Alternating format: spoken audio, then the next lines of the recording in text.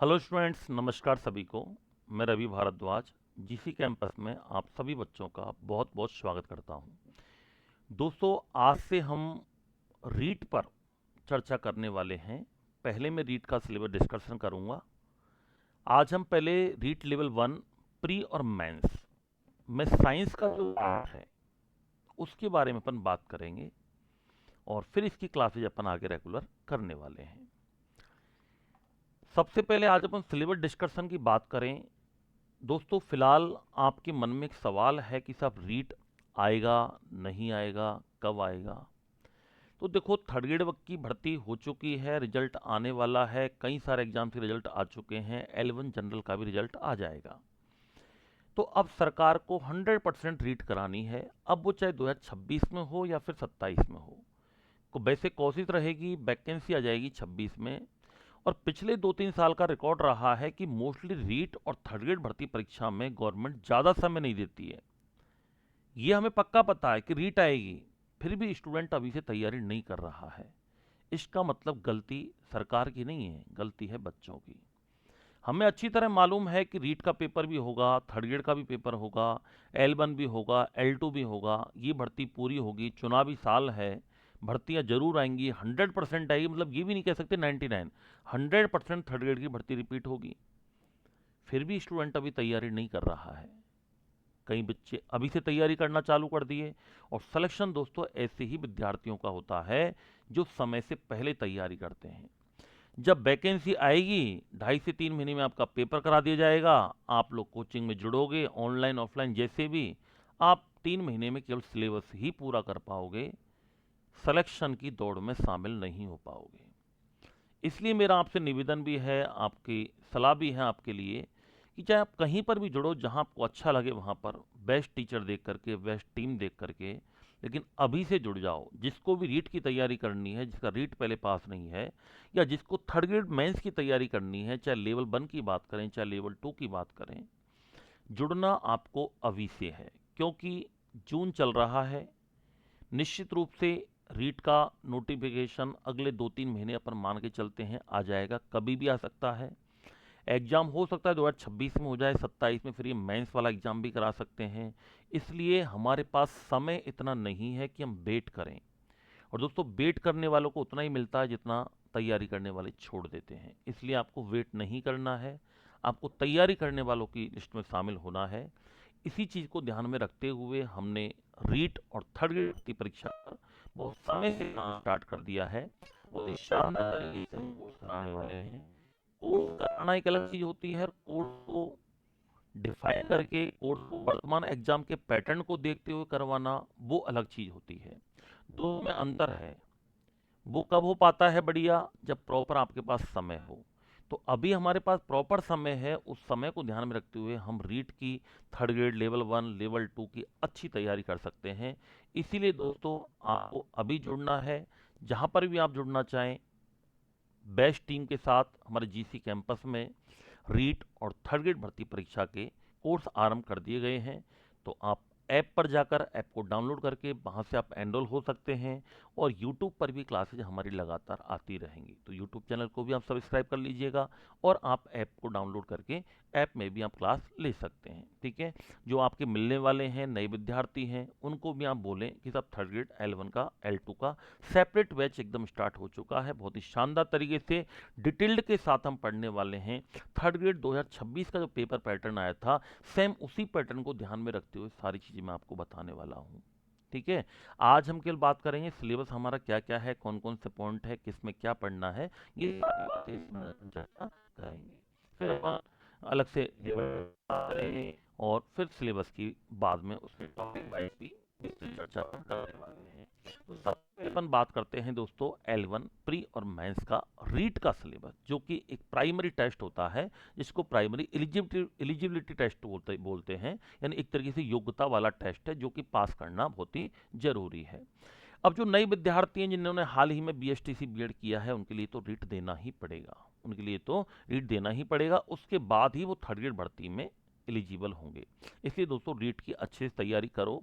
कई बच्चे ये सोचते हैं कि यार रीट में तो पास हो ही जाएंगे, ऐसा भी नहीं है। मैंने बहुत से बच्चों को देखा है जिन्होंने ऑफलाइन कोचिंग तक की, फिर भी वो बच्चे पास नहीं हुए। क्यों? उन्होंने हल्के में ले लिया, उन्होंने पढ़ाई नहीं करी। तो दोस्तों चाहे रीट हो या थर्ड ग्रेड हो, पढ़ना तो पड़ेगा। थर्ड ग्रेड के लिए तो आपको बहुत अच्छी मेहनत करनी पड़ेगी। रीट में चलो फिर भी यह है कि रीट का पेपर थोड़ा सा उससे सरल होता है और पासिंग मार्क्स चाहिए होते हैं, तो आप पास हो सकते हैं। उसके बाद में दूसरी बात ये भी है कि रीट की यदि आपने अच्छे से तैयारी कर ली तो सारी सारी तैयारी आपको थर्ड ग्रेड में भी काम में आएगी। कैसे? साइंस है, लगभग सेम टॉपिक हैं, कुछ अंतर हो सकता है थोड़ा बहुत। हिंदी आप पढ़ते हो सकता है रीट में क्वेश्चन ज़्यादा हैं, थर्ड ग्रेड मेंस में कम है, L1 में कम है, लेकिन टॉपिक तो आपको वहाँ पे ही पढ़ने पड़ेंगे। क्वेश्चन चाहे 5 आए 50 आए, टॉपिक्स तो सारे पढ़ने पड़ेंगे आपको। संधि समास जो भी है, वर्ण सब दे रखे तो सारे पढ़ने पड़ेंगे। इंग्लिश की बात करें अपन तो इंग्लिश प्री में भी आती है, अगर आप रीट में पढ़ लोगे तो मेंस में भी आपको फायदा देगी। साइकोलॉजी है, पूरा पूरा सेम है, साइकोलॉजी में कोई बदलाव है ही नहीं, चाहे आप रीट दो, सेकंड ग्रेड दो, थर्ड ग्रेड दो। साइकोलॉजी तो थर्ड ग्रेड की ज़्यादा टफ आती है, याद रखना, क्योंकि छोटे बच्चों के जो टीचर होते हैं ना, उनको नींव माना जाता है, गवर्नमेंट ये मानती है बच्चों की नींव है ये। नींव मजबूत होगी तभी आगे होगा। तो साइकोलॉजी है, सेम सब्जेक्ट है, आप अभी से पढ़ोगे मेंस में सेम के सेम काम में आने वाला है। जीके वाला पोर्शन है, सारा सेम होता है। कुल मिला के बात यह है कि यदि हमने रीट की अच्छी से तैयारी कर ली तो आप ये मान के चलना कि थर्ड ग्रेड की 60% तैयारी आपकी रीट के साथ हो जाएगी। हम तो हालांकि कॉम्बो बैच चलाएंगे, आपके प्री रीट का भी होगा, थर्ड ग्रेड का भी होगा, लेकिन फिर भी आप ये है कि रीट की यदि अच्छी तैयारी करोगे तो आपको थर्ड ग्रेड में आपको कॉन्फिडेंस आ जाएगा। क्यों? क्योंकि लगभग आप चीज़ों को पढ़ चुके होंगे। और फिर जब आप रिपीट करोगे, रिवाइज करोगे, लोग वक्त तब कोचिंग करेंगे और आप रिवीजन करोगे। होता क्या है दोस्तों, जो पहले से तैयारी करने लग जाते हैं, पहले से कोचिंग ज्वाइन कर लेते हैं, ऑनलाइन ऑफलाइन जिसमें भी मोड पे पढ़ना चाहते हैं, और समय आने पर उनका सिलेबस पूरा हो जाता है, तो जब वैकेंसी आती है ना तो बच्चे लाइब्रेरी में बैठ के तैयारी करते हैं, चीज़ों को रिवाइज करते हैं, और वही एग्जाम का मेन पॉइंट है सिलेक्शन का। और कुछ बच्चे उस टाइम में एडमिशन लेते हैं जब वैकेंसी आ जाती है ना, तब भागते गांव से बोरी बिस्तर लेकर के कि यार अब कहीं कोचिंग करेंगे। तब वो कोचिंग करते हैं तो 3-4 महीने वो कोचिंग ही कर पाते हैं। उनको एनी टाइम यही टेंशन रहती है, जब हिंदी पढ़ते हैं तो साइंस की टेंशन, साइंस पढ़ते हैं तो मैथ की टेंशन, मैथ पढ़ेंगे तो साइकोलॉजी की टेंशन, पढ़ने की नहीं सिलेबस की टेंशन रहती है उनको कि यार हमारा सिलेबस कब होगा। वो डेली यही बात पूछते पूछते हैं रिसेप्शन पे जाके कि हमारी हिंदी कब होगी, हमारी साइंस कब होगी, हमारी मैथ्स कब होगी। तो हमें पता है कि भाई वैकेंसी आनी है हमारी, सी सी बात है, रीट भी आएगी, थर्ड ग्रेड भी आएगी, तो क्यों ना अभी से हम तैयारी करें। सिंपल सी बात है। तो वैकेंसी जरूर दोस्तों 100% आएगी, तो आपको यही करना है कि कहीं पर भी आपको समय खराब नहीं करना है, तुरंत आपको जुड़ जाना है, एनरोल हो जाना है, जिससे आप अच्छी टीम के मार्गदर्शन में अच्छे से आप तैयारी कर सको। क्लियर है सारी बातें? और भी कोई चीज़ पूछनी है आपको तो आप कमेंट करके पूछ सकते हो, कमेंट में आपको जवाब दे देंगे। ठीक है, तो चलिए अपन रीट लेवल 1 का अपन बात करते हैं। सबसे पहले प्री और मेंस में कौन कौन से हमारे सिलेबस हैं। सिलेबस का टॉपिक रीट लेवल 1 में मैं अभी फिलहाल तो मैं जनरल साइंस की टॉपिकों की बात करूंगा। ये एवरीडे साइंस में आता है। जैसे कई विद्यार्थियों को तो हकीकत में ये पता नहीं होता कि गुरुजी हमारे साइंस आएगी या नहीं आएगी। पहले जब हम ऑफलाइन बैच में पढ़ाते हैं, पहले तो खूब सारी भीड़ आया करती थी जब पढ़ाते थे, तो कई बच्चे बोलते थे साहब साइंस तो हमारे सिलेबस में ही नहीं है, गुरुजी आप साइंस क्यों पढ़ा रहे हो। इसका मतलब बच्चे को सिलेबस की नॉलेज ही नहीं है। और मैं ये कहता हूँ कि पहले स्टूडेंट को सिलेबस का एक एक पॉइंट मालूम होना चाहिए। पढ़ना बात की बात है, पहले तो एक एक पॉइंट मालूम होना चाहिए, ताकि बच्चे को ये पता रहे कि भाई ये मेरे सिलेबस मेरे काम का है या नहीं है। एक्चुअली साइंस का अलग से पोर्शन लेवल 1 में नहीं दे रखा होता है रीट के अंदर। रीट में एक पर्यावरण वाला पार्ट चलता है जिसमें टोटल 30 क्वेश्चन पूछे जाते हैं, उसमें हमारा साइंस का पोर्शन है। और महत्वपूर्ण बात यह भी है कि पोर्शन तो एक एक पैराग्राफ के अंदर ही दे रखा है, लेकिन क्वेश्चन खूब पूछे जाते हैं। कई बार तो 10-10, 12-12 क्वेश्चन भी रीट L1 में साइंस के पूछे गए हैं, याद रखना। तो इसको पार्ट को अपन को अच्छे से पढ़ना है। कौन कौन से टॉपिक हैं तो देखो, एक यूनिट आपकी दे रखी है दोस्तों जिसका नाम है अपने शरीर की देखभाल। क्या नाम है बताइए? अपने शरीर की देखभाल।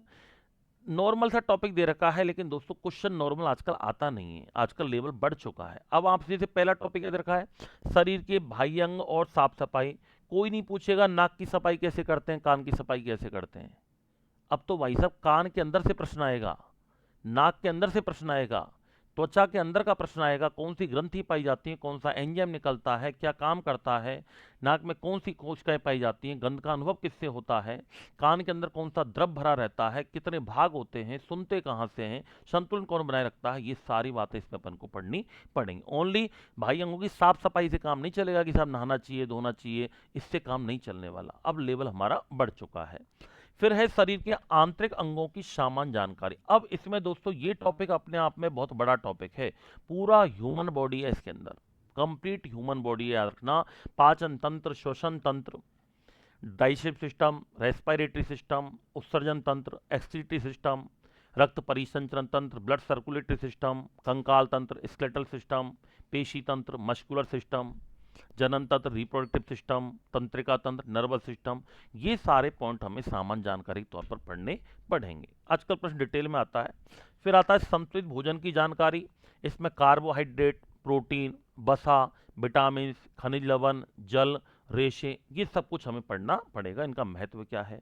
फिर बात आती है साहब सामान्य रोग, और रोगों में आपके सिलेबस में रखा आंत्रशोथ, जिसको गैस्ट्राइटिस बोलते हैं, अमीबोबायोसिस, पेचिस, एनीमिया, फ्लोरोसिस, मलेरिया, डेंगू, इनके कारण और बचाव के उपाय।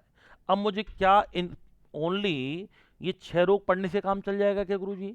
बिल्कुल नहीं चलेगा। पुराने पेपर उठा के देख लेना, कई बार इनसे क्वेश्चन बाहर आया हुआ है, कई बार इनसे क्वेश्चन बाहर आया हुआ है। तो हमें दोस्तों जनरल जो रोग हैं वो सारे ही पढ़ने पड़ेंगे। ओनली 8 रोग 6 रोग पढ़ने से काम नहीं चलेगा। मैं आपको बहुत सारे रोग पढ़ाऊंगा, बैक्टीरियल, वायरल, फंगल, प्रोटोजोअन, आनुवांशिक, कहीं से भी प्रश्न पूछा जा सकता है। दोस्तों अब आपको तैयारी बहुत गजब लेवल की करनी होती है, तब जाकर के हम सिलेक्शन श्योर कर पाते हैं।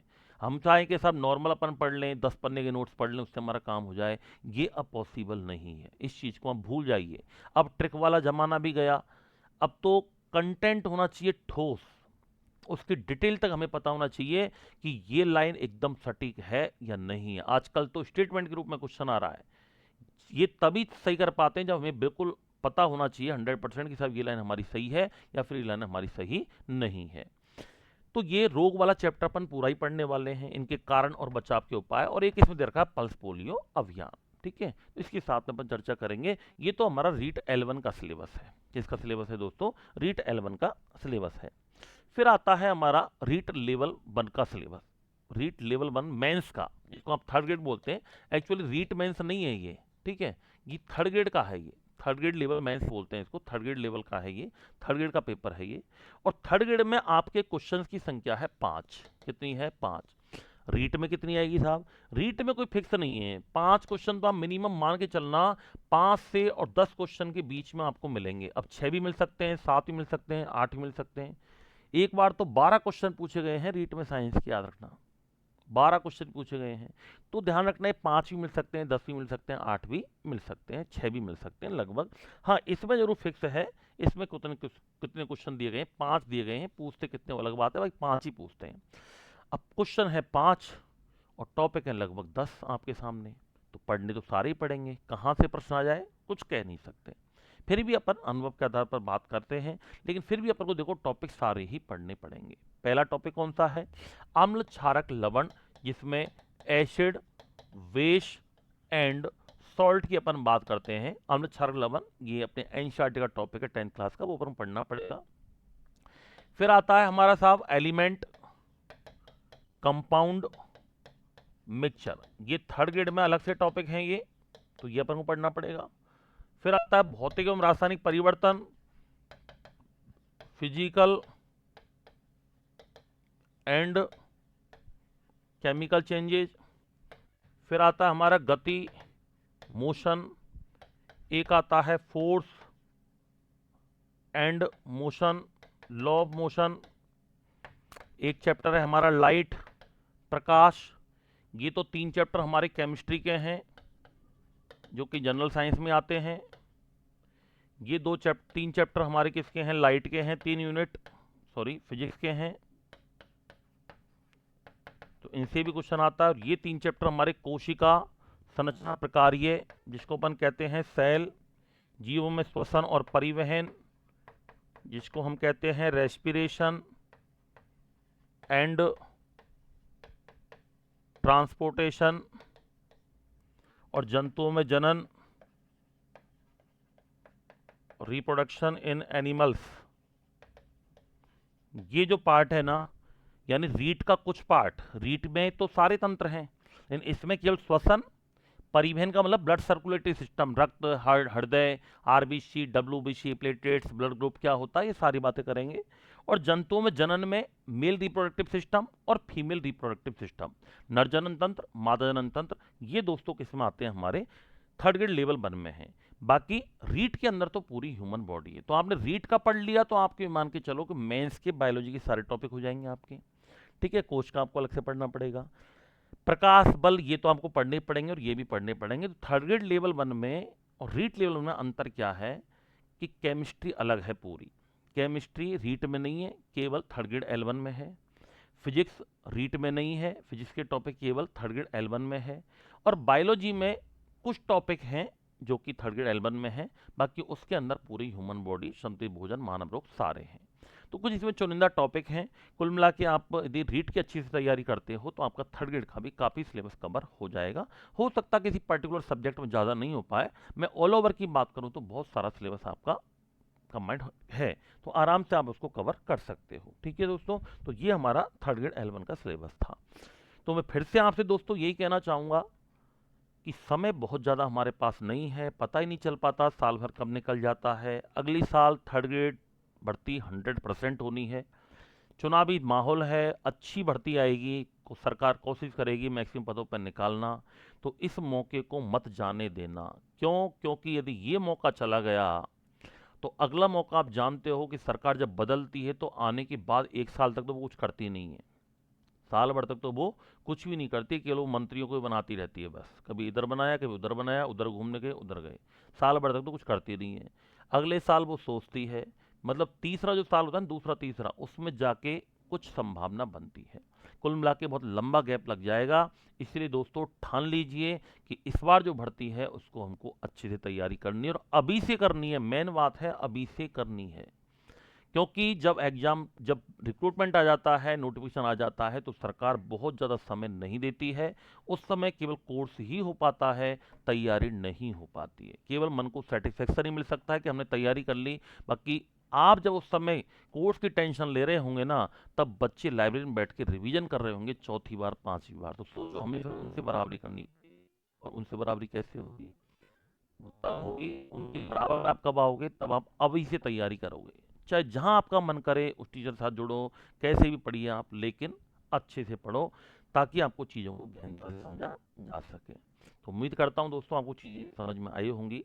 तो ये हमने रीट सिलेबस की बात की थी आपके सामने, और बहुत ही शानदार है ये सिलेबस। ज़्यादा ऐसा लंबा चौड़ा सिलेबस हमारा नहीं है, तो कृपया करके इसको आप पढ़ना स्टार्ट कर दीजिए। और भी बाकी अब रीट का एक अलग से सेशन भी लेकर के आएंगे दोस्तों। तो ये तो हमारा सिलेबस है, अब इसके अपन टॉपिक ऐप पर पढ़ना स्टार्ट करेंगे। सिलेबस हमारा स्टार्ट हो चुका है, तो आप ज्वाइन कर सकते हैं। ठीक है दोस्तों, ओके बाय, धन्यवाद।